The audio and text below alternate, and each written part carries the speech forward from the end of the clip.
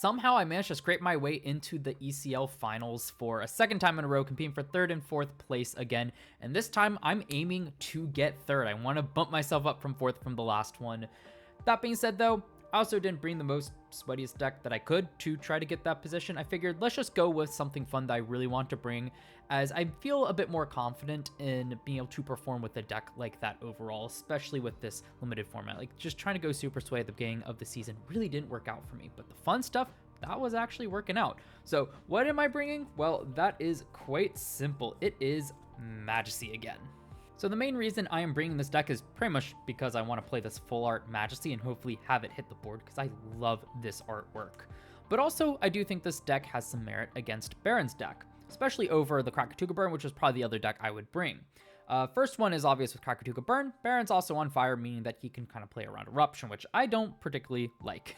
That's definitely going to hurt me being able to hit him over the top.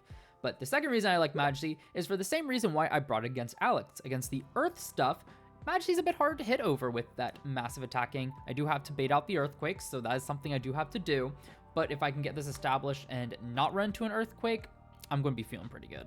So there isn't too much new stuff to talk about this deck. I'm pretty sure this is the same exact list I brought against Alex. So of course, for the Turbo Majesea package, I got the 3 Majesea, 3 Tadpuff, 3 Poseidon. Really the only card that I definitely need to be able to pull off this combo is the Majesea. The nice part about having both Tadpuff and Poseidon is I don't need any Elestral on board to be able to go into this, which can be super relevant against Earth Beatdown. Now, Tadpuff and Poseidon can easily be substituted out with an Elestral on board, since Elestral on board plus Poseidon gets an extra bait on it, goes up to Majesea, or an extra Elestral on board plus Tadpuff on board, I can just pull both their space into Majesea. It works exactly the same. Still the 3 Foamy, because this is a great way to bait out Earthquake, and if Baron just attacks over it, then, well, I get some value off of it. You can also bait out a Gorgon's Gaze. That's probably the least useful card that it can bait out, mainly those Earthquakes. Oh, and Poison Tipped Arrow. That's another great one. So this card's just a win overall. 5 guys core, 2 Nekruff, 3 Galaxy, 2 Smoltuga. So didn't really want to commit too much to the 5 guys stuff. Nekruff is really good, and of course Smoltuga being able to search it out is great, but I really need the extra slot for another card, hence why I cut it down to 2 copies here.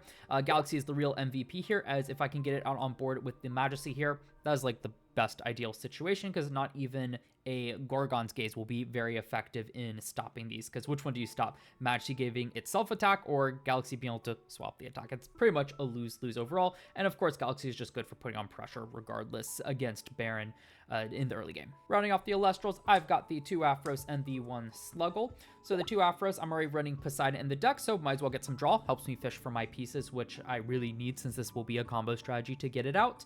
And also this can be a great card to bait Earthquakes with, which is nice. Sluggle here just for some extra recovery. It is a great summon off of the Foamy here, especially since the Majesea combo using Tadpuff can be quite expensive. So if for whatever reason Baron doesn't have the answer and just chooses to attack over the Foamy, be able to go Sluggle, recover 3, and then go into the combo, I'm feeling a lot better overall. Still the run Trident of Poseidon. Since I max out Poseidon, no reason not to run this card. This is great at shutting down counter runes. Ideal scenario is that I'll be able to empower it, Majesea with it while having the Poseidon on board, and then at that point that means that Baron really needs those Earthquakes or Laurels if he's running Laurels to be able to effectively answer this, because it's not getting shielded, and I can get some immediate attack value with this card as well. Because I could see me just kind of sitting on this Majesea and waiting a turn to not run into those counter runes while I develop other stuff on board. That's totally going to be a possibility as well, and Trident just lets me expedite that process a whole bunch, and it has applications outside of that, such as Nexus for Aphros, and being able to establish it on other boards that do not include Majesea as well. Though that one's probably less common since Earth Beatdown really runs over your board quite effectively. Counter rune package is the same it's always been. 3 Tsunami, 3 Gorgon's Gaze, 2 Poison Tipped Arrow, and 3 Shield of Achilles. It's going to be a great way to help not fall behind against Earth Beatdown. Tsunami control the positions on stuff on board, allowing me to more easily attack over it. Gorgon's Gaze being able to stop effects. This can be super irrelevant for stuff like Icirrus. So if Baron tries to attack into a Nekruff, I could catch him by surprise there and get the Icirrus out of the way, but also just kind of stops any shenanigans that Baron might throw my way. Poison Tipped Arrow I do think is still correct at 2 copies against both Earth or Fire, because those stuff tend to run over stuff really effectively, and I'd prefer to have the shield there just to kind of bounce them back but delay it by a turn. Destruction, again, it's really nice, so I really see the argument for this, especially in a slower deck. But I think if you play your counter runes right, shield just lines up a lot better over Poison Tipped Arrow, though there's definitely arguments, especially against Equal Links, but even then I don't think either of these are really good against it. Another note about these tsunamis, since I'm up against Baron and not Wirtz, I can safely keep these 3 in and not have to worry about running into water, which is nice. Finally, for the Invoke Runes, again, same exact deck. 2 Ambrosia, 1 Drops of Leth, and 3 Resting on Your Laurels. Since I don't have access to Earthquake, of course 3 Laurels for some removal is crucial. 2 Ambrosia, I don't think I need the whole 3 copies. This deck can be a little bit expensive, but I am trying to play it more efficiently. It's really not until I try to go for the Majesea that it gets really expensive, in which case I also have Sluggle, which can act as like a 3rd Ambrosia. So I'm not too worried about this one. I'm not dipping so much into fire that I also need the recovery, or the be able to utility spirits back to the spirit deck. And then when the 1 drops, just because I do run quite a few bricks in here, like the Majesea, multiple Tad Puff, there are bricks, multiple Poseidon as well. Just being able to shuffle them back in deck and get some playable cards is nice. Or in the late game, like I did against Alex, just to try to fish for that final Majesea to be able to pull off the combo. That's another option for this card as well. And it worked really well last time, so I see no reason why not to run it again.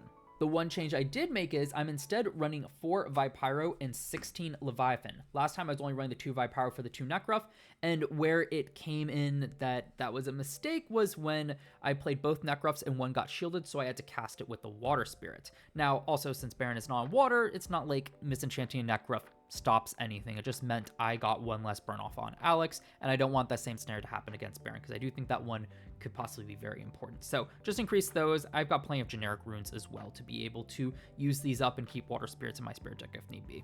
And then finally for the side deck, I don't know what I would really change out most likely, but I've got cards here. 2 Mustachian.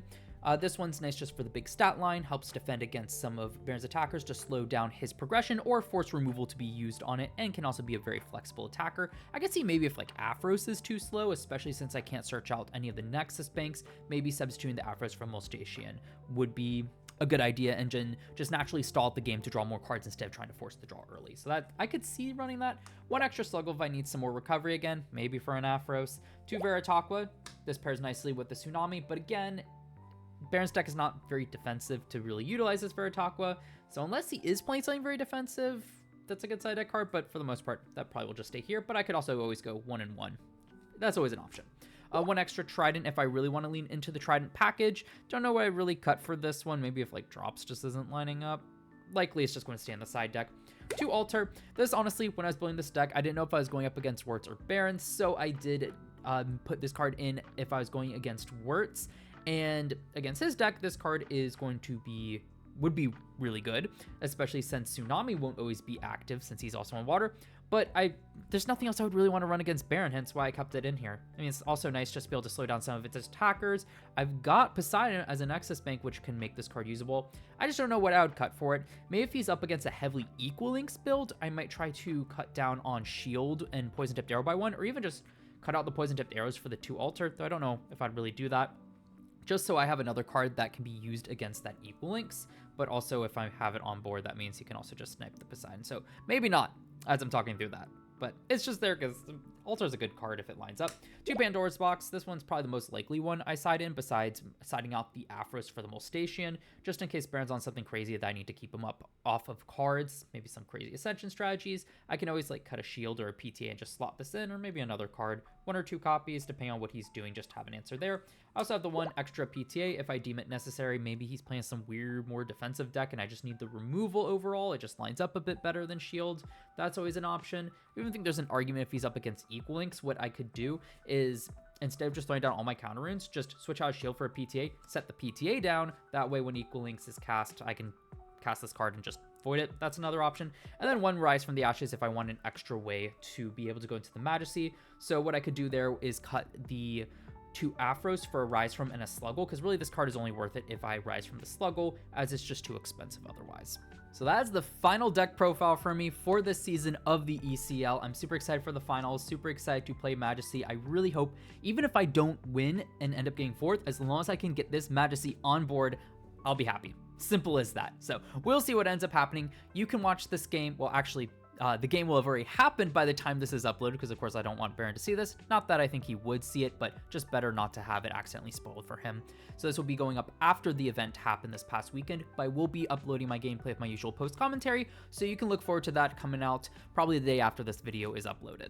You can also find all the channel links for my fellow ECL participants down in the description below. Wirtz, LUCK, Red Baron, and I should all have our matches uploaded at some point, since we're the ones competing in the finals.